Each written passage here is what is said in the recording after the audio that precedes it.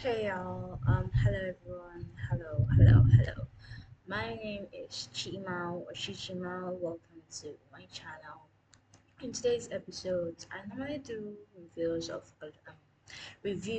a lot of books that I like, but today we're going to be going into Joys of Motherhood and a very short review on the story of Joys of Motherhood. So, this is a story by Buchi Emecheta. So, a woman is running toward a bridge, not to cross it, to jump. Her name is Nnu Ego. She has just given her whole life to being a good mother. At this moment, she believes it has destroyed her. That's how Buchi Emecheta opens the Joys of Motherhood, a title that, by the last page, will feel less like a description and more like an accusation. Please don't mind this. This was meant to be my original script, but I just decided to do a video reading directly from the script. So, who is Buchi Emecheta? Buchi Emecheta was born in Lagos, Nigeria, and later moved to Britain, where she became one of the first black women novelists to build a major literary career there. She didn't rise from a distance, she rose from the inside experience, raising children in poverty, navigating a culture that measures a woman's value by her fertility, and watching tradition collide with a colonial world that was rewriting the rules under everyone's feet. She once summed up her own book in one brutal she summed up her own book in one brutal line. So that she created a woman with 8 children who died by the side of the road. That is not a spoiler, that is thesis. Quote, I created a woman who had 8 children and unalive by the wayside, Buchi Emecheta paraphrased. So basically we just went over the life of the author. Okay, this anime was Buchi Emecheta and she was the writer of Joys of Motherhood, a story that I've read so many times that I can basically recite it, but I don't think that because the story is basically copyrighted. So she basically read a story about joys of motherhood, but it's about a story about a woman who raised 8 children and still lost her life to the side of the road. So the joys of motherhood eventually ended her up on the side of the road. Well, that is just the thesis of the story. That's basically the irony of the story. Okay, so when I first saw the book, I was like, Joys of Motherhood. I was like, ooh, interesting title. Like, basically, I judged the book by its cover. Until I started reading the book, and I was like, oh my god, this motherhood isn't really looking very joyful to me, is it? So the story. Our protagonist, Nnu Ego, as a girl who starts, I'm sorry if I'm botching this pronunciation, but I'm not really Igbo, so I don't really know how to pronounce it. As a girl, she was taught one thing above everything else: a woman's purpose is to have children, and ideally sons. It is not presented as one option among many, it is presented as the entire meaning of being a woman. So basically, our main character was basically taught what is still very present in modern day culture of Nigeria, that as a woman, your main purpose in life is to give birth to children, to birth children, and not just children, to birth boys. Basically, that basically encompasses your value. It encompasses your value and your importance in life, in the society, in your household, in your husband's house, in the eyes of everybody in the community. If you give birth to a son, then you have fulfilled your purpose. And if you don't give birth to children, you have not. Especially if you give birth to children and you don't have a son, like a single son, in the eyes of society, even at this time, you have not done enough. You haven't even done anything at all. Okay, so that was basically what our protagonist was taught. That was what was embedded in her mind and in her head since she was a little girl. Her first marriage is collapsing because she can't conceive. In her world, this isn't just sad, it's framed as a personal failure, almost a kind of disgrace. So basically, when I read the story back then, I saw how her first husband treated her, and it was kind of insane. Okay, so basically our marriage collapsed because she couldn't give birth in time, and I don't really think that that was because of she was infertile. It wasn't really her fault. So like the husband took another wife and then gave birth. I don't want to give you guys spoilers, but basically her first marriage collapsed. It got destroyed because she was married first time. It got destroyed because she couldn't give birth to children, and that was basically the biggest disgrace of her entire life. Love in her world, that is like not even just a personal thing. That's like the biggest shame you could ever have. in your entire life if you cannot give birth to children. That is basically what it is. It's the biggest shame one can be subjected to. Now giving birth to children, that is the biggest shame one can be subjected to in her world. Okay. She married a man named Naife who lives in Lagos and works as a washerman for a British family. It's not a prestigious job, but by the standards Nnu Ego grew up with, it's almost embarrassing for a man. But it's steady, and it's colonial Lagos where the old rules and status don't apply to anyone. So she remarried a man who was working as a like maybe a dry cleaner for a British family. And when I read the story, I saw how she treated her husband. She was like, "Oh my God, your job is so disgraceful. It is so like." It's so embarrassing, okay, by the standards that she grew up with and by the standards of her people. That job is absolutely embarrassing. It's an eyesore. But this is colonial Lagos. Nobody cares about the old social status anymore. So when your ego finally gets pregnant, it feels like vindication until her first son dies just weeks after birth. She's overwhelmed by grief and a sense of failure that she attempts to unalive herself at the lagoon. She's pulled back from it. That's just the beginning.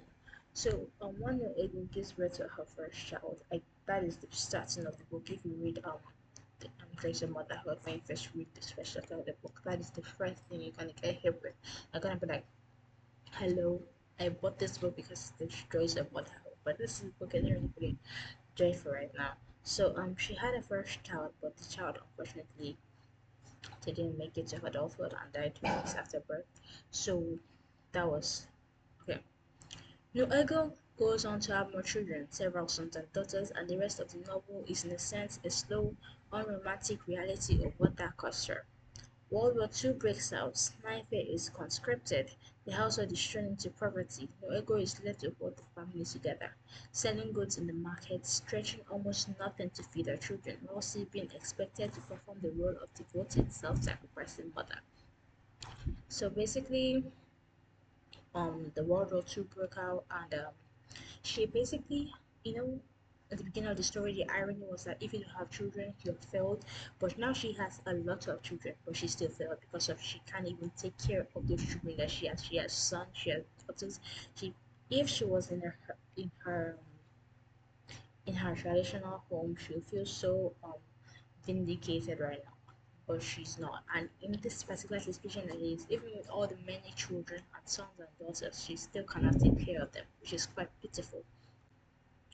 Nefe takes a second wife, Adako, which is culturally normal, but Adako becomes an important contrast in the story.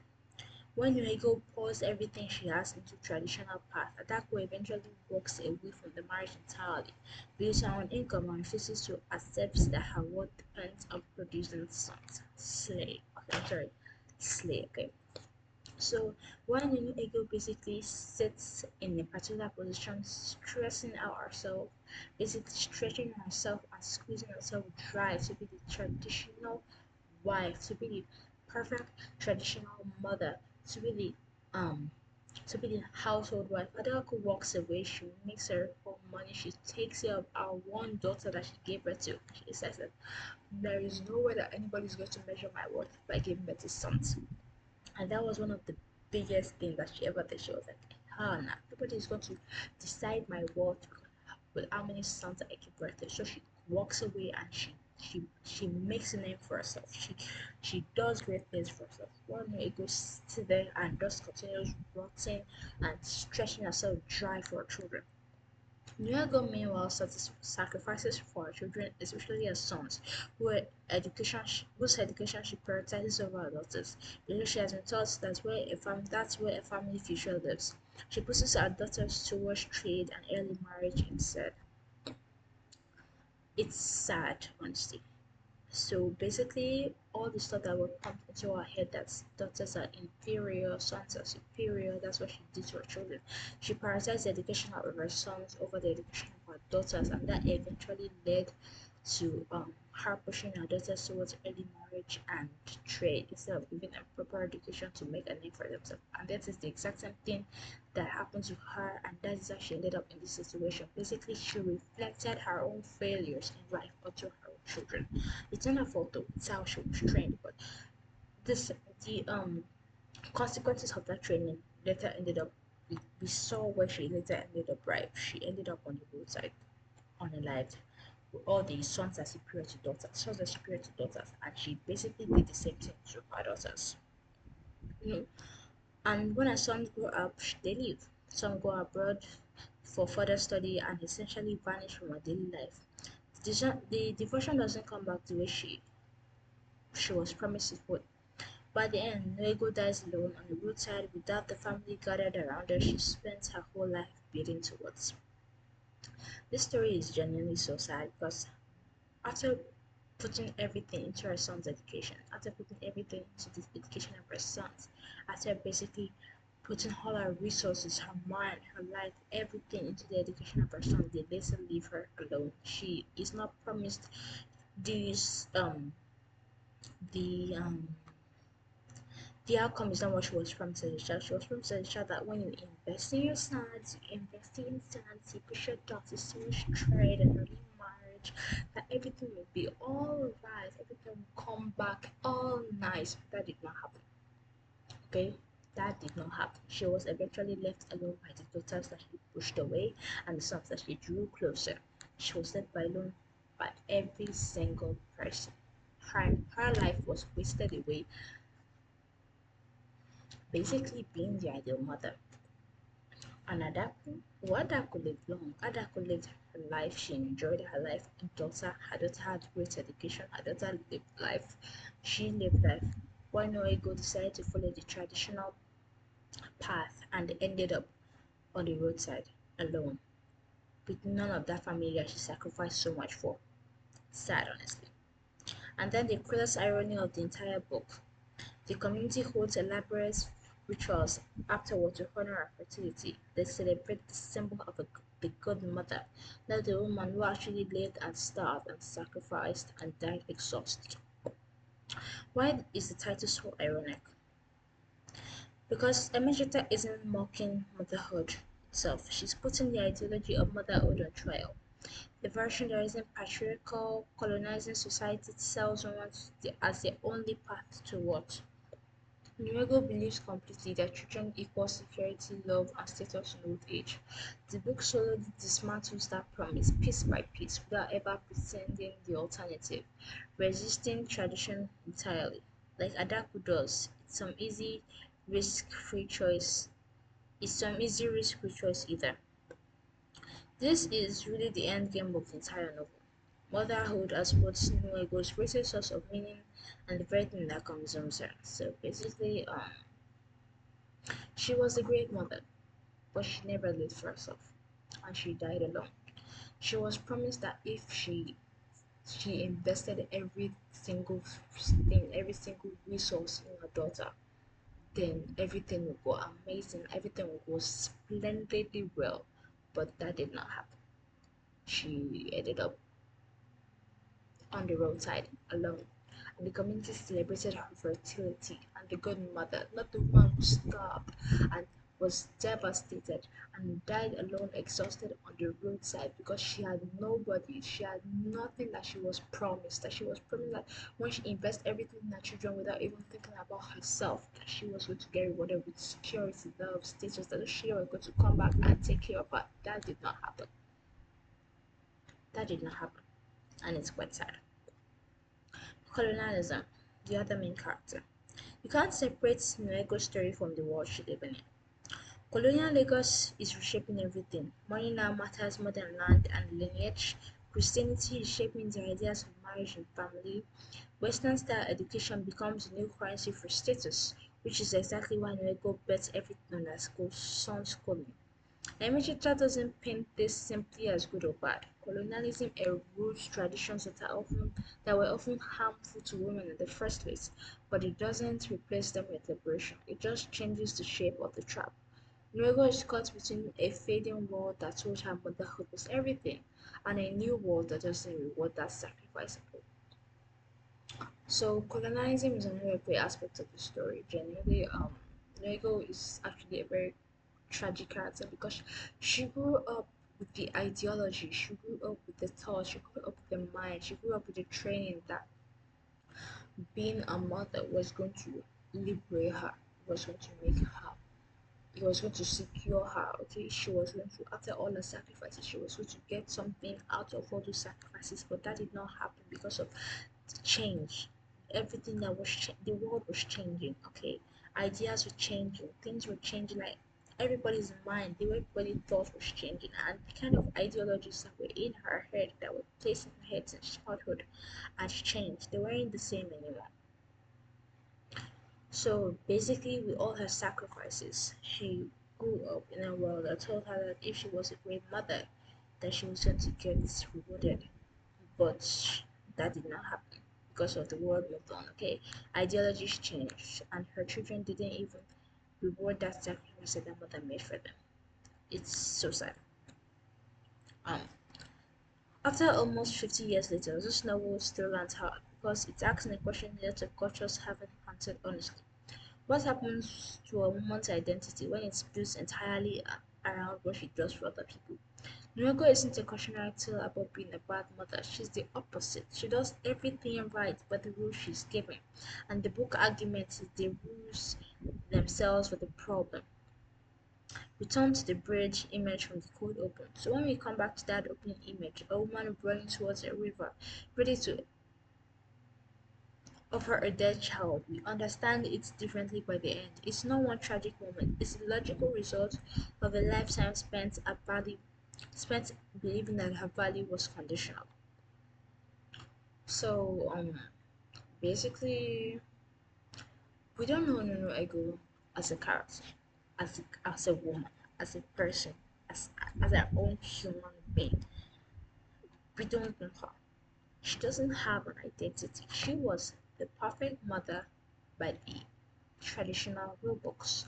But when that rulebook changed, when it flipped, when it became the colonial rulebook, when it flipped, when it changed, then she became a failure. She didn't have anything of her own. She didn't have anything to call her home. She basically didn't have anyone. So by the rulebooks, she was the perfect mother. She was the ideal mother. But when the rules changed, she was just a sad, lonely woman on the side of the road with nobody. None of that none of that family that she sacrificed so much for to stand by her side. She was not a bad mother. She was a great mother. Her children were successful. But what happened to her? She was an awesome mother. She gave her children a good life. Every single one of them turned out nice. What happened to her? She sacrificed her essence, her being, her humanity, everything for her children. And what happened to her? She ended up lonely, alone at the side of the road.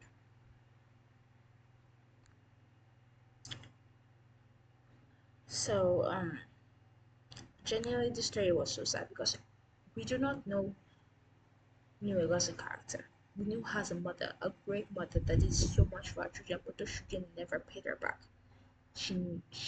What did she get paid back with? She lived in poverty her entire life, trying to put those children to school, and she died in poverty, in devastation, in exhaustion. All the promises that she was made growing up, everything that was pumped into her head growing up, none of it came to pass. It's genuinely so sad, like reading this um this over and over again. And reading that book, I genuinely felt so bad for her because she went through so much. If you read that book, she went through hell to take care of her children. Her husband was a scumbag. She went to hell. So The Joys of Motherhood by Buchi Emecheta was published in 1979 is considered as one of the most essential works of African feminist literature, read alongside writers like Mariam Abba and Flora Nwampa. If you want a novel that will make you think the word sacrifice, stop here. Yes, genuinely, please. Yeah, this book was so tragic, honestly. It says the joys of motherhood, but there was no joy. She had she did so much for her children, and what did she end up? It's so sad. It's so sad. Thank you very much for watching, guys. These are my production notes. Don't never mind those. Thank you very much for watching. I appreciate this. Please like, subscribe, drop your thoughts down in the comment section. And if you found this review enlightening, please go check out the book. Check the book out because the book is so good. Y'all need to read this book, okay? Check it out. I just finished making a video of this book and I'm feeling so bad right now. I'm genuinely feeling so sad right now because she's such a tragic character. But thank you very much for watching. My name is Chichimao. Like, subscribe, come back for another video. I post so that I do different assortments of video. I do book reviews, I play games, I vibe, I do makeup tutorials, anything you want to do. So wait.